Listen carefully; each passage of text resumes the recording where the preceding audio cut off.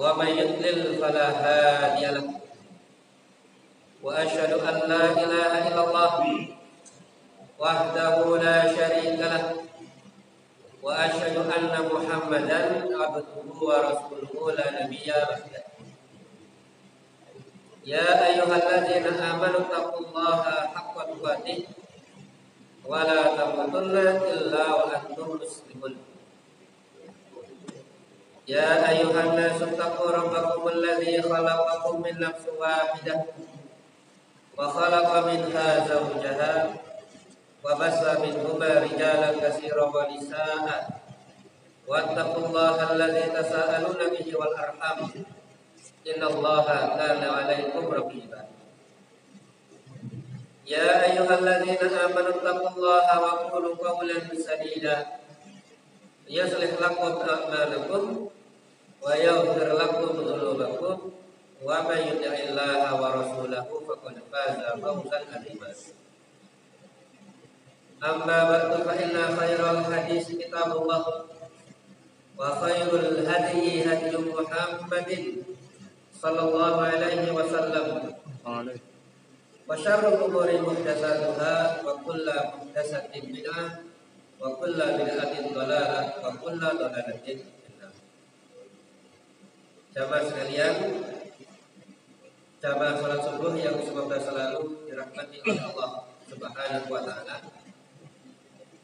Alhamdulillah bisa kita lanjutkan kajian kita mempelajari dari kitab Riyadhus Shalihin, tamannya orang-orang yang saleh, yang merupakan karya Al-Imam Abu Zakaria Yahya ibnu Syaraf An-Nawawi Ad-Dimashqi Asy-Syafi'i rahimahullahu ta'ala. Kita melanjutkan pada bab yang selanjutnya, bab yang ke-101.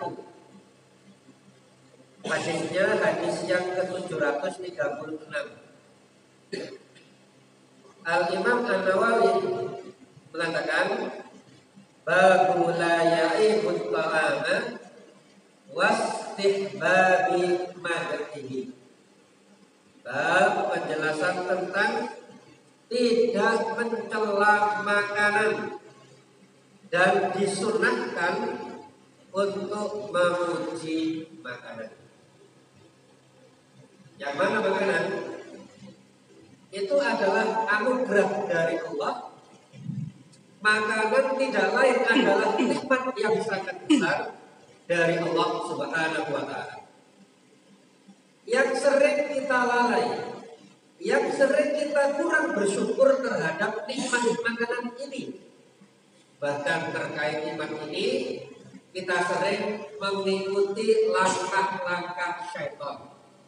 Artinya apa? Kufur nikmat dalam hal makanan. Oleh karena itu Allah Subhanahu wa ta'ala berfirman dalam surat Al-Baqarah ayat 168, Ya ayyuhan nas kulu mimma fil ardi halalan thayyiban. Wahai sekalian manusia, makanlah yang halal lebih baik dari apa yang terdapat di bumi. Wala tattabi'u khutuwati syaitan, dan janganlah kalian mengikuti langkah-langkah syaitan. Innahu lakum aduwwum mubin, karena sesungguhnya syaitan adalah musuh yang nyata bagi kalian. Nah, dalam ayat yang mulia ini Allah Subhanahu wa ta'ala melarang kita untuk mengikuti langkah-langkah syaitan. Dan larangan ini disebutkan oleh Allah Subhanahu wa ta'ala setelah menyebutkan tentang makan, menunjukkan bahwa mengikuti langkah-langkah syaitan adalah bentuk kufur terhadap nikmat makanan.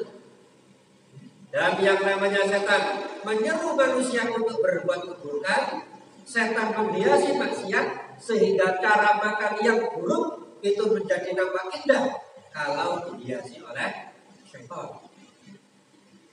Jadi yang namanya syaitan itu menggoda manusia dari segala sisi, termasuk mempengaruhi manusia, mengganggu manusia dalam hal makan sekalipun. Termasuk ketika manusia berlebih-lebihan dalam masalah makanan. Dan ketika seseorang mencela makanan, maka dia bisa terjatuh ke dalam perbuatan yang sangat buruk, yaitu mencela sang pemberi makanan. Ketika seseorang mencela makanan yang dia dapat, apa bedanya dengan mencela sang pemberi rezeki, yaitu Allah Subhanahu wa Ta'ala? Sebagai manusia mengeluhkan nasibnya, kenapa kok makanan saya ini kok? Kenapa kok yang saya makan ini apa nggak ada yang lain? Sebagian manusia menyalah-nyalahkan takdir terkait makanan. Yang mana perbuatan ini tidak adab, jangankan ditujukan kepada Allah Subhanahu wa Ta'ala yang Maha Mulia, ditujukan kepada manusia saja tidak boleh. Kalau ada seseorang yang berbuat baik kepada kita, memberikan makanan kepada kita, kok kita cela, nah ini tidak sopan. Contoh, ada orang tua memberikan makanan kepada anaknya, ya, katakanlah sego jantung, gitu ya, karena memang adanya itu. Setelah mendapatkan nasi jagung, anaknya ngomel-ngomel, bapak ini gimana? Kok saya diberi nasi jagung terus? Piringnya diangkat, dibanting. Kira-kira perbuatan anak seperti ini layak membuat? Bukan. Sangat tidak layak. Padahal baru ditujukan kepada orang tua, kepada sesama manusia, terlebih lagi kepada Allah Subhanahu wa Ta'ala. Maka jangan sampai kita bermudah-mudahan mencela makanan. Makanan itu sekecil apapun, seramai apapun, wajib disyukuri. Jangan sampai kita mencela Allah Subhanahu wa Ta'ala yang memberikan kepada kita rezeki berupa makanan. Makanan, ketika kita mendapatkan sedikit, tidak boleh berlebihan, tidak boleh mencela. Begitu pula ketika makanan itu banyak berlebih, maka pun tetap wajib bersyukur dan tidak boleh kufur makanan. Karena orang yang mencela makanan bisa jadi makanannya sedikit dan bisa jadi makanannya banyak, tapi masih mencela makanan. Sedikit protes, banyak juga protes. Karena banyaknya menu pilihan makanan, akhirnya pilih-pilih, membanding-bandingkan, ya. Bahkan mencela sebagian makanan. Ketika ada yang dirasa tidak cocok, marah-marah, naik pitam. Ketika makanannya dinilai tidak sesuai selera, sakit hati, istrinya diomel-omeli, dimarahi, padahal sudah capek-capek apa? Dimasukkan. Maka ketika seseorang tidak bersyukur terkait nikmat makanan, maka makanannya selezat apapun, maka dia akan terus merasakan kurang. Kapan syukurnya? Dia tidak akan mendapati kenikmatan dan kepuasan meskipun makanannya sangat mewah. Sering kita sampaikan tentang perbuatan Bani Israil yang telah diberikan oleh Allah Subhanahu wa Ta'ala makanan yang sangat istimewa, yaitu al-manna was-salwa. Namun karena tidak bersyukur, mereka minta ganti dengan sesuatu yang lebih rendah. Mereka protes terkait makanan. Bahkan mereka wadul kepada Nabi Musa, protes kepada Nabi Musa alaihissalam gara-gara masalah makanan. Nah, makanya tentunya yang seperti ini jauh dari petunjuk Rasulullah Sallallahu Alaihi Wasallam. Nah, terus bagaimana petunjuk Rasulullah terkait makanan ini? Marilah kita baca hadis yang pertama dalam bab ini, yaitu hadis yang ke-736. Al-Imam An-Nawawi rahimahullah ta'ala menyebutkan hadisnya Abu Hurairah radhiyallahu anhu. Beliau mengatakan, "Ma'aba Rasulullah sallallahu alaihi wasallam ta'aman qattu." Tidak pernah sekalipun Rasulullah sallallahu alaihi wasallam mencela makanan. Tidak pernah sekalipun Rasulullah protes terkait makanan. Inishtahahu akalahu wa in karihahu tarakahu. Kalau Rasulullah sallallahu alaihi wasallam menginginkan makanan, menyukai makanan yang diberikan, maka dimakan. Dan apabila Rasulullah sallallahu alaihi wasallam tidak menyukai makanan yang ada, maka Rasulullah sallallahu alaihi wasallam meninggalkannya. Tidak banyak ngomong, tidak ngomel-ngomel, tidak banyak komentar. Ya sudah, kalau kan sudah dimakan. Muttafaqun alaihi. Hadis ini disepakati oleh Bukhari dan Muslim. Dan hadis yang mulia ini menunjukkan kepada kita bahwasanya Rasulullah Sallallahu Alaihi Wasallam adalah teladan dalam segala sisi kehidupan. Rasulullah Sallallahu Alaihi Wasallam di medan perang beliau adalah panglima yang baik. Ketika di masjid beliau adalah imam yang baik. Dan ketika Rasulullah SAW di rumah, beliau juga seorang suami yang baik. Terkait makanan, Rasulullah SAW tidak rewel, tidak repot dalam hal makanan. Kalau beliau suka, ya tinggal makan. Kalau tidak suka, ya sudah, tidak banyak ngomong. Bahkan dalam hadis lain, Rasulullah SAW memuji makanan yang ada, padahal seadanya. Maka Rasulullah SAW adalah gambaran sempurna bagi orang-orang yang bersyukur. Beliau adalah teladan yang terbaik sampai pun dalam masalah makanan. Maka Rasulullah SAW bukanlah seorang komentator dalam hal cita rasa makanan. Sedangkan sebagian orang, masya Allah, makanan kurang asin sedikit ngomel, kurang matang sedikit marah-marah. Komentarnya itu panjang lebar, padahal makanan sepele. Maka dikhawatirkan yang sedemikian ini semakin menjauhkan orang dari rasa syukur kepada Allah Subhanahu Wa Taala. Inilah nikmat. Makanan yang ada di depan kita itu adalah nikmat dari Allah Subhanahu Wa Taala. Buat apa protes panjang lebar? Menggambarkan orang tidak bersyukur kepada Allah Subhanahu Wa Taala. Dan terlalu berlebihan dalam komen pada masalah makanan adalah sesuatu yang sia-sia. Padahal semua ucapan kita itu akan dihisab oleh Allah Subhanahu Wa Taala. Kalau seseorang banyak komennya, termasuk banyak komen terhadap makanan, maka akan memperpanjang hisab, akan memperpanjang catatan amal. Oleh karena itu Rasulullah SAW tuntutan kepada umatnya, man kana yu'minu billahi wal yawmil akhir falyaqul khairan aw liyasmut. Barang siapa yang beriman kepada Allah Subhanahu Wa Taala dan hari akhir, hendaklah dia berucap yang baik-baik atau diam. Jadi pilihannya cuma dua. Kalau ngomong yang baik, kalau tidak bisa ngomong yang baik, diam. Dan yang namanya ucapan manusia itu tidak lepas dari tiga perkara. Ada tiga jenis ucapan manusia. Yang pertama, ucapan yang baik yang bernilai pahala. Yang kedua, ucapan yang buruk yang bernilai dosa.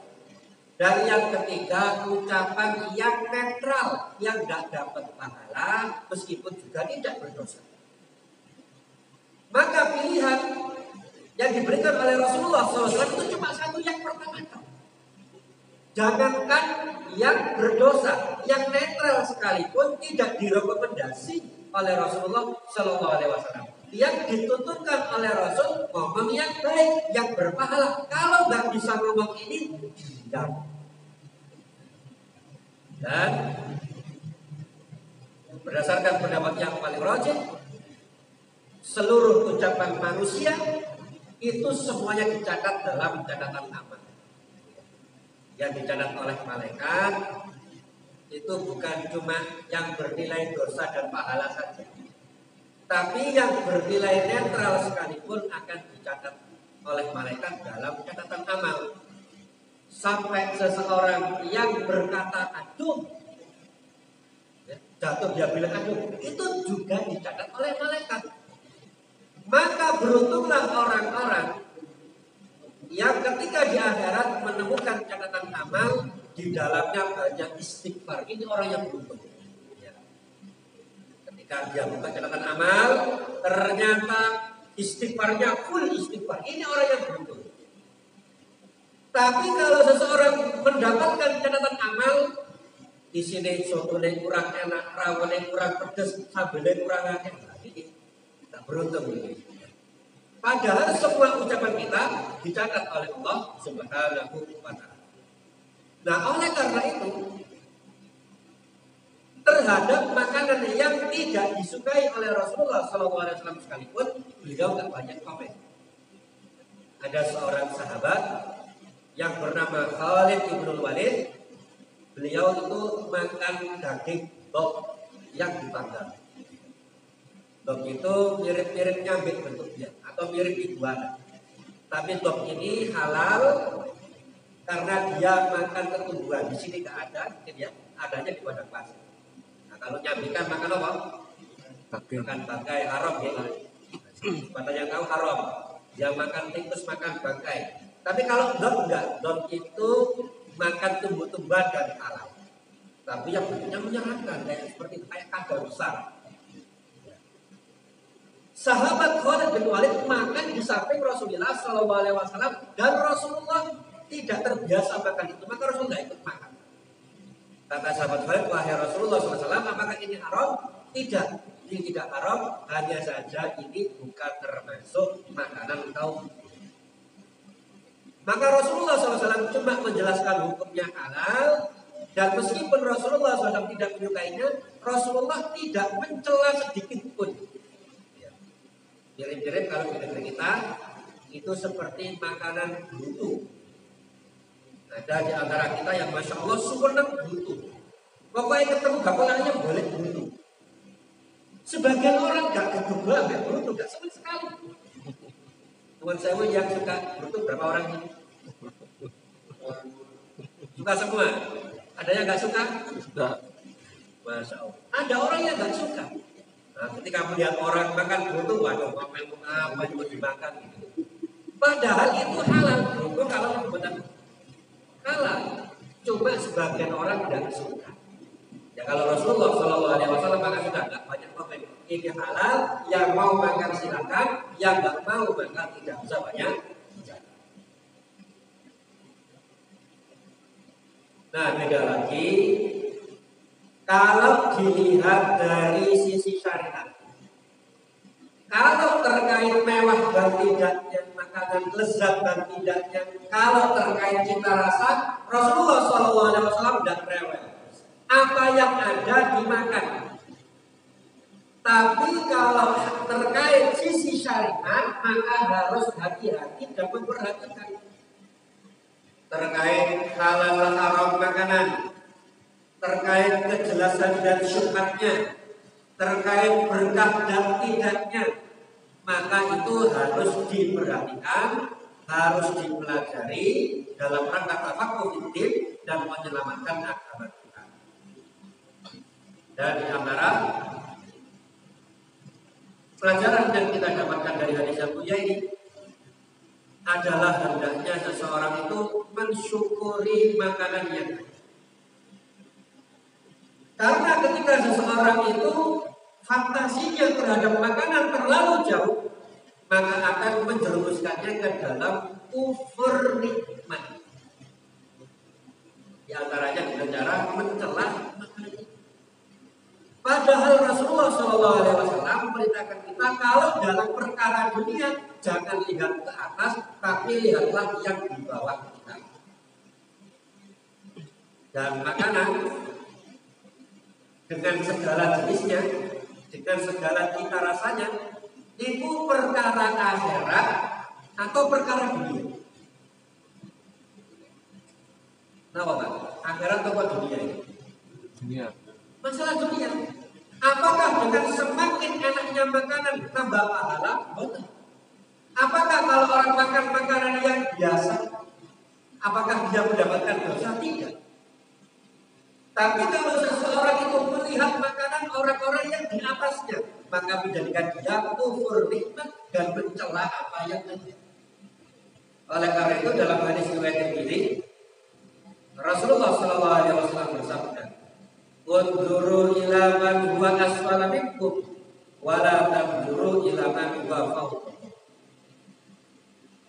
Lihatlah terhadap siapa yang ada di bawah kalian terkait masalah dunia, dan janganlah kalian menengok kepada orang-orang yang di atas kalian. Kalau seseorang itu levelnya itu baru pinggir jalan, makanan kaki lima, syukuri itu.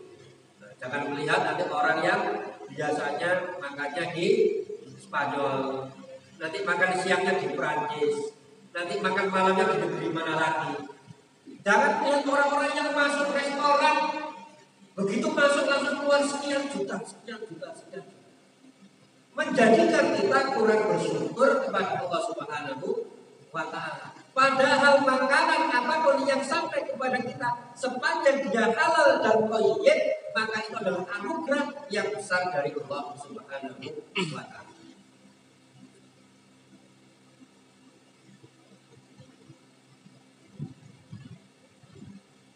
Dan di antara pelajaran yang kita dapat dari kajian ini, bahwasanya kenikmatan dunia itu terbatas. Maka sia-sialah seseorang yang mengejar sesuatu yang tidak sempurna. Ya.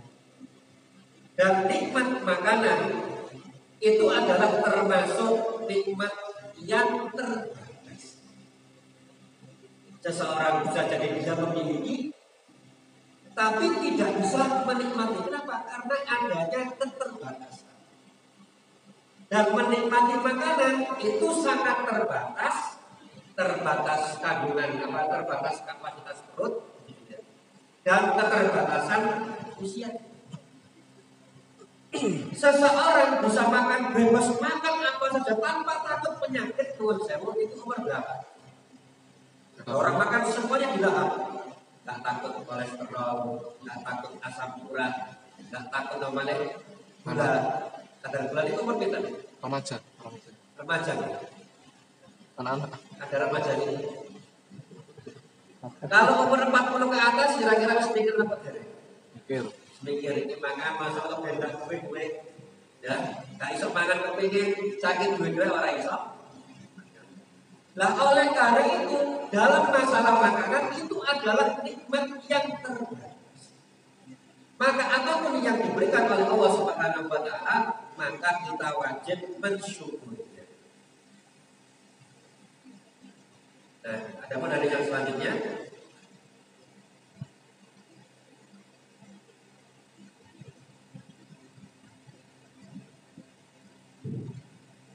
Hadis ke-737, yaitu dari sahabat Jabir radhiyallahu anhu, sesungguhnya Rasulullah sallallahu alaihi wasallam sa'ala ahlahu al-udbah. Kata sahabat Jabir, sesungguhnya Rasulullah SAW pernah bertanya kepada istrinya tentang lauk apa yang ada hari ini.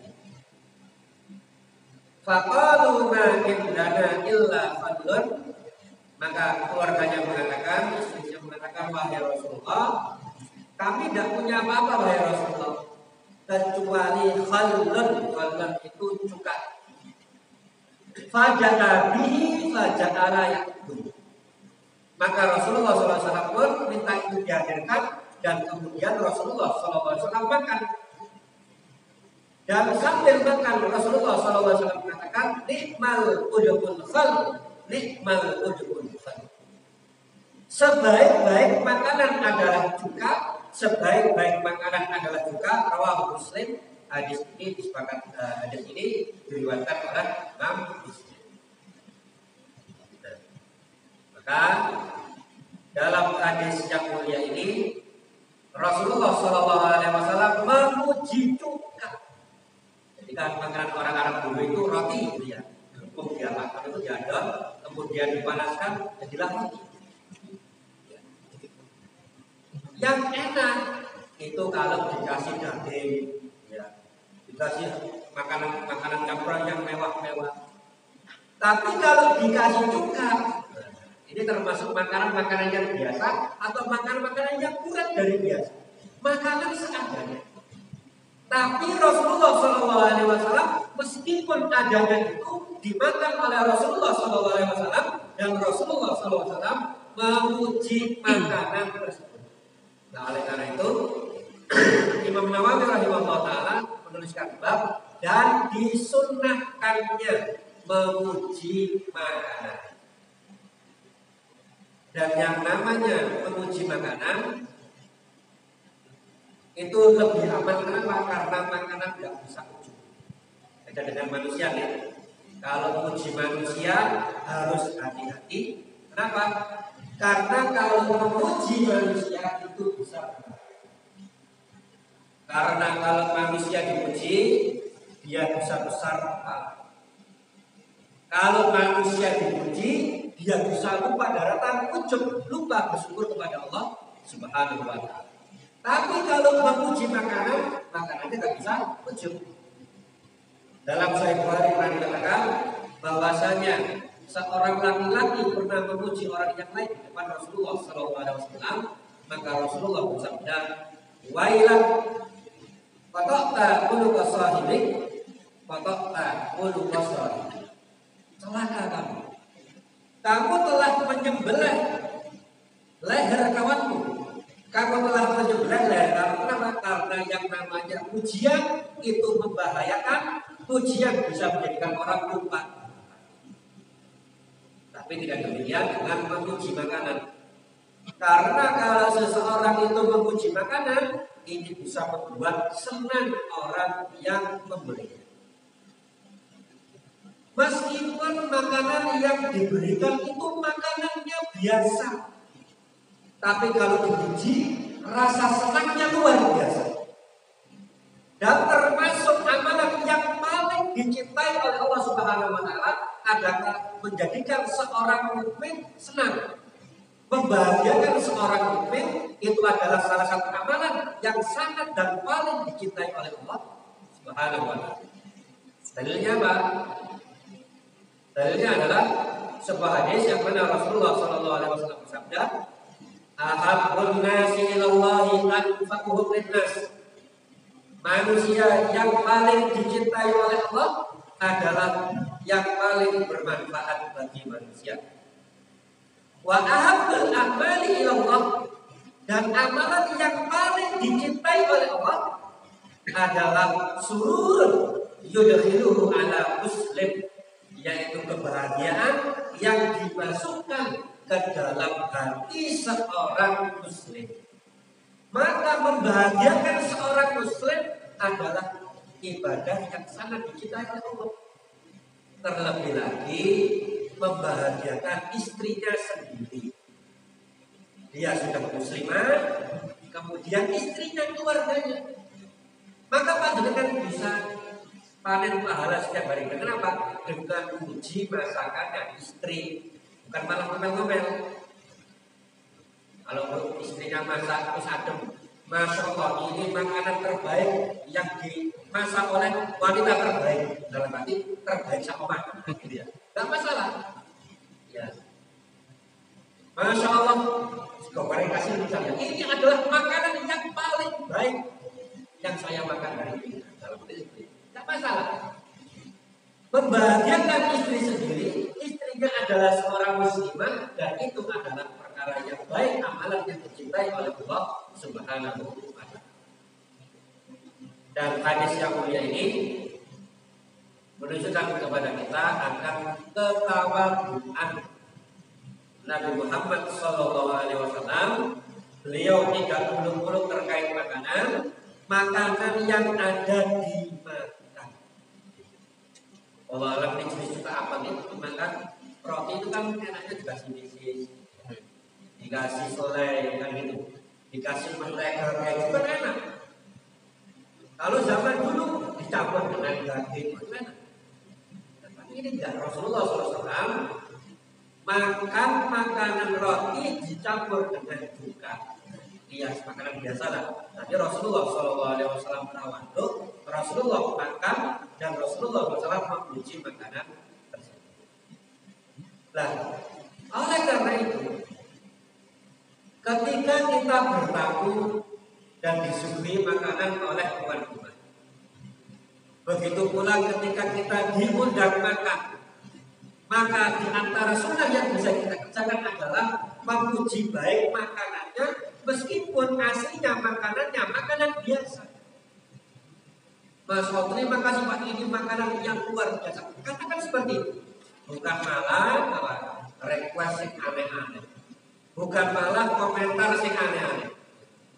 Sebagian orang itu kasih makan, malah komen yang aneh-aneh mengatakan makanannya sih lumayan, cuma saya kurang banyak. Komen mana? Ada yang komen lagi, rasanya sih mencukupi, tapi kurang profesional. Macam-macam komen. Yang seperti ini bisa menyakiti orang yang memasakkan atau yang memberikan makanan. Dan di antara faedah dari hadis yang mulia ini, bahwasanya keterbatasan dalam masalah dunia tidaklah menghalangi seseorang dari ketaatan kepada Allah Subhanahu wa Ta'ala. Untuk taat beribadah kepada Allah, untuk berjuang dalam agama Allah, tidak harus nunggu makanannya 4 sehat 5 sempurna. Buktinya Nabi Muhammad SAW dan para sahabat, makanan mereka sangat terbatas, namun ibadahnya, ketaatannya luar biasa.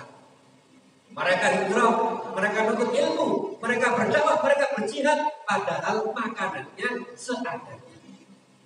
Nah, terus makanan kita, kalau dibandingkan dengan makanan zaman Rasul, tidak ada apa-apanya. Makanan kita itu lebih mewah, lebih lengkap, lebih komplit, 4 sehat 5 sempurna. Harusnya kita itu lebih bersyukur kepada Allah Subhanahu wa Ta'ala. Dan bersyukur itu ada 3 sisi. Ya. Begitu pula terkait makanan. Bersyukur kepada Allah Subhanahu wa Ta'ala itu harus dengan hati, harus dengan lisan, dan dengan perbuatan. Ketika kita mendapatkan makanan atau bahan makanan panen yang melimpah, katakan yang ini datangnya dari Allah, bukan dari yang lain, bukan dari istri, bukan dari ini orang itu, tapi yang ini dari Allah semata. Itu adalah syukur tingkat yang pertama. Kemudian syukur tingkat yang kedua adalah syukur dengan lisan, ucapkan, nyatakan. Di antaranya dengan ucapkan zikir, alhamdulillah, segala puji bagi Allah Subhanahu wa Ta'ala. Puji Allah atas makanan yang diberikan kepada kita, bukan malah protes. Dan tingkatan yang ketiga, ketika mendapatkan makanan dari Allah Subhanahu wa Ta'ala, bersyukur dengan perbuatan, yaitu kalau diberi makan oleh Allah, gunakan untuk taat kepada Allah Subhanahu wa Ta'ala.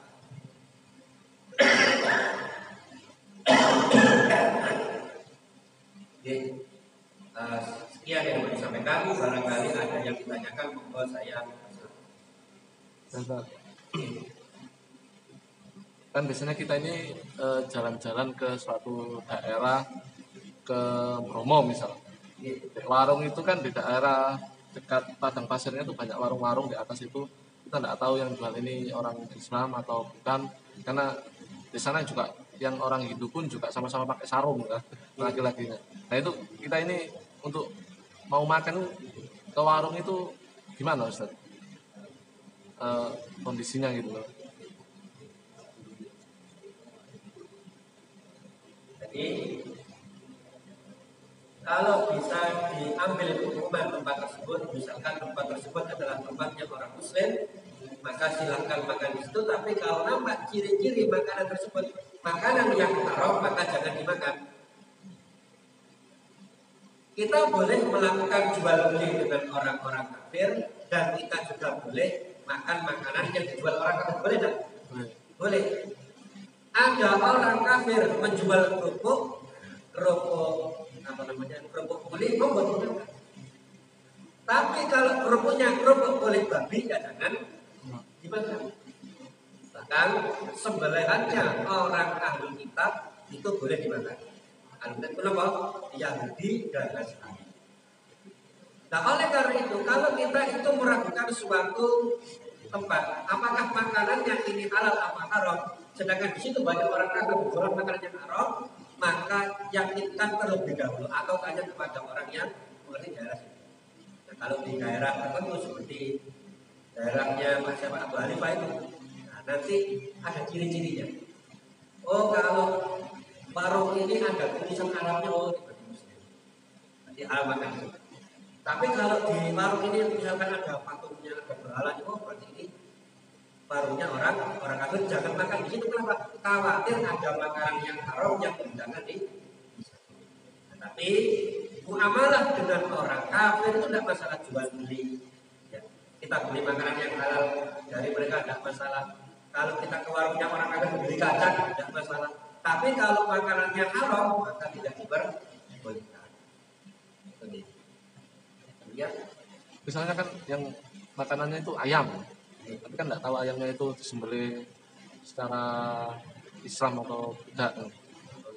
Berarti lebih halus ya. Ada penjara orang yang mengatakan al aslu fil luhumi at-tahrim atau at-tahrim. Hukum asal daging itu haram. Kita tidak bisa sembarangan makan daging, kecuali kalau kita tahu bahwasanya daging itu disembelih dengan cara yang syar'i. Tapi kalau kita di negeri Muslim, di tempat yang disebut Muslim, maka lebih mudah. Ya. Karena di tempat kita itu mayoritas Muslim, maka kalau beli daging di pasar nggak usah takut, Pak, anjurkan ini, ayo sebanyak ini pula gimana? Sedikit. Saya pulang di sana. Kemudian kita bertanya takut lagi, apakah di sini sudah Muslim semua nyembelihnya pakai pisau dan enggak perlu, karena kita tinggal di negeri Muslim.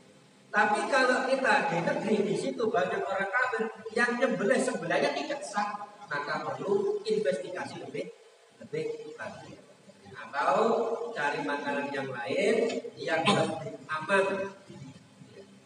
Kan banyak makanan-makanan yang tidak harus disembelih, makan ini atau makan nasi dan lain sebagainya. Waalaikumsalam. Dan sekarang yang banyak itu online milenial. Itu kadang itu banyaknya mencari kekurangan atau kelebihannya. Karena komen-komennya itu apa itu sudah mencelah makanan atau memuji yang menyatakan kalau dalam itu mereka ada baru. Jadi yang awalnya kita kan kalau nggak masak sendiri ya dikasih. Jadi kita kalau dikasih atau masak sendiri ya kita wajib bersyukur apa yang kita terima. Tapi kan kalau di sini kan bahasanya kan kita membeli, kita mencari yang terbaik. Kenapa kita aja kalau nggak enak ya kita komen, kita beli. Ya kalau kita kan beli masaknya nggak enak apa ini itu saja. Terima kasih. Waalaikumsalam warahmatullahi wabarakatuh. Nih, saya bacakan dalilnya ini.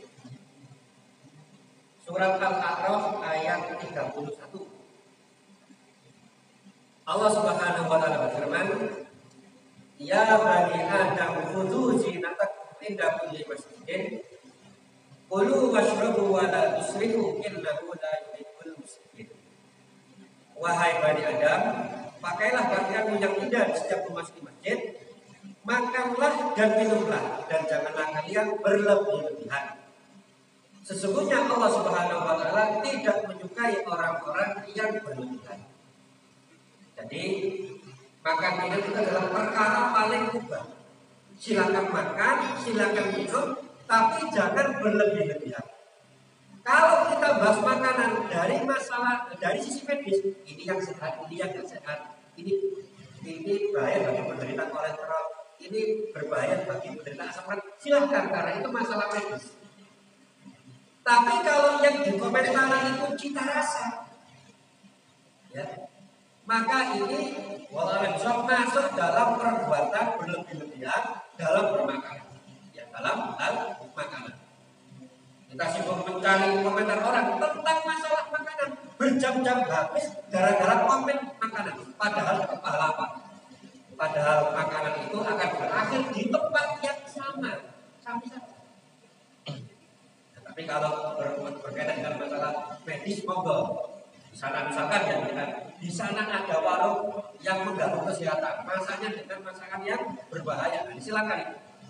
Atau sebuah warung yang di situ dia masak masakan yang haram, dia jualan makanan yang haram, ya, jualan makanan yang halal yang dicampur, tapi wajarnya di situ. Mari goreng babi, digawe goreng ayam, boleh nggak? Nggak boleh. Di satu. Dan pada dengan tahu, maka boleh kita mensugestikan dalam masalah. Tapi kalau yang dikomentari cita rasa, waduh, ini enak, ini nggak enak, ini enak, ini nggak enak, ini lezat, ini nggak lezat, maka waktu habis gara-gara bahas masalah makanan, dan itu termasuk yang melarang dalam berhubungan dalam masalah makanan. Akhirnya ketika suatu saat mendapat makanan yang dinilai kurang enak, jadinya lupa bersyukur. Karena sudah terbiasa makan makanan yang enak, sekali dan tidak enak sih Bapak, ini lupa tidak bersyukur kepada Allah. Padahal makan enak gak enak, lezat gak lezat, sedang gak sedang, tetap harus bersyukur. Allah alam. Ada lagi? Oke, kita ulang. Waalaikumsalam warahmatullahi wabarakatuh.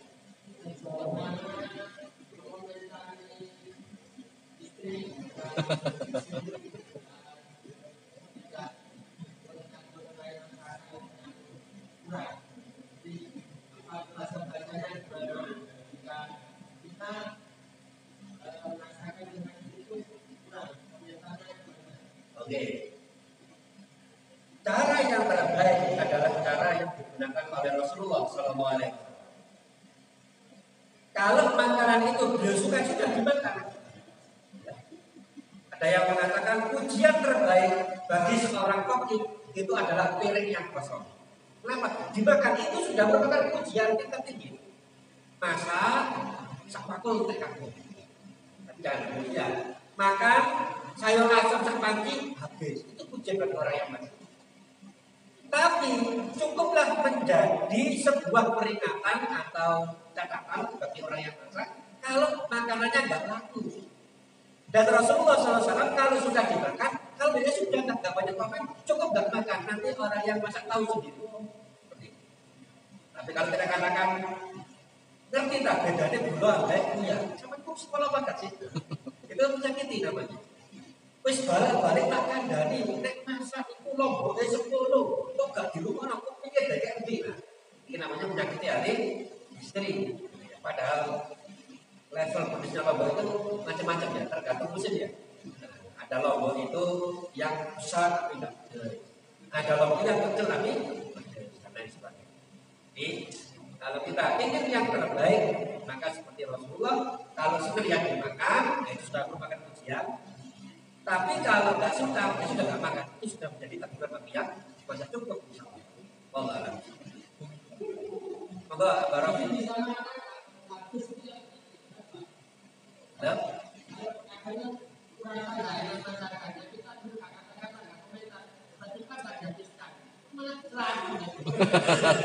Siap bojone bisa ngaji. Nah, gitu ya. Oke. Jadi kan kalau kapal sedikit saja, berarti panjenengan harus juga ngaji, tinggal ngajak istrinya ngaji. Nah, kalau sudah terlanjur ngambil dihabiskan, karena bisa jadi barokahnya di situ. Kan keberkahan makanan itu tidak dikaitkan dengan lezat dan tidaknya. Apakah kalau yang masak seorang chef kemudian masakan jadi barokah kan belum tentu. Kalau yang masak ibu-ibu di kampung, apakah makanannya tidak barokah? Belum tentu.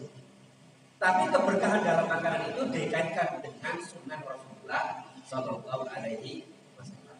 Makanya Bismillah dulu dengan makan kanan, dengan tangan kanan, kemudian selesai makan berdoa.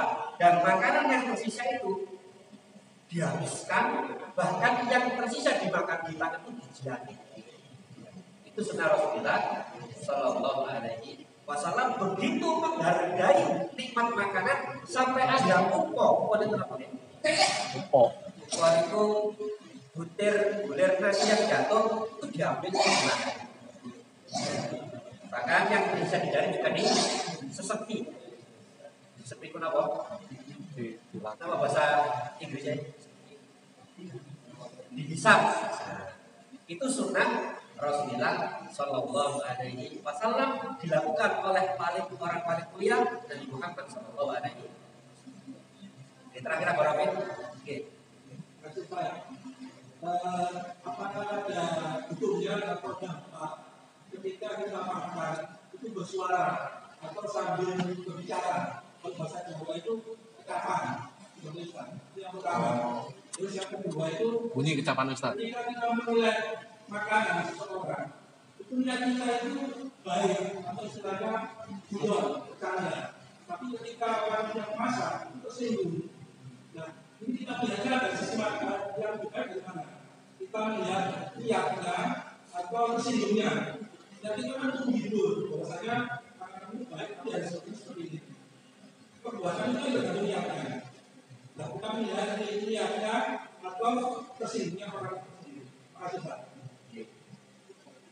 Terkait makan sambil berbicara tidak mengapa, hanya saja para ulama memperingatkan atau sampai kesel. Nanti ada orang makan sambil ngobrol, nasi ngobrol, akhirnya makannya nggak habis. Jangan sampai orang sibuk makan sambil ngomong nanti tersedak atau nanti keluar lewat hidung gitu ya. Nah, jangan sampai. Kalau orang mau makan nggak masalah. Dan ketika Rasulullah SAW makan dengan para sahabat, bahkan anak kecil, Rasulullah SAW manfaatkan kesempatan itu untuk menasihati sahabat-sahabat kemarin, Umar bin Abi Salam. Bahkan ada orang Badui yang masuk ngambil makanan tanpa baca bismillah, ya dinasihati oleh Rasulullah SAW. Tidak masalah ngomong ketika makan, asalkan tidak berlebihan. Adapun makan dengan bersuara, wallahu a'lam bishawab, saya belum pernah tahu ini. Boleh atau tidak saya belum tahu. Belum pernah membaca terkait hal ini. Nah, kemudian terkait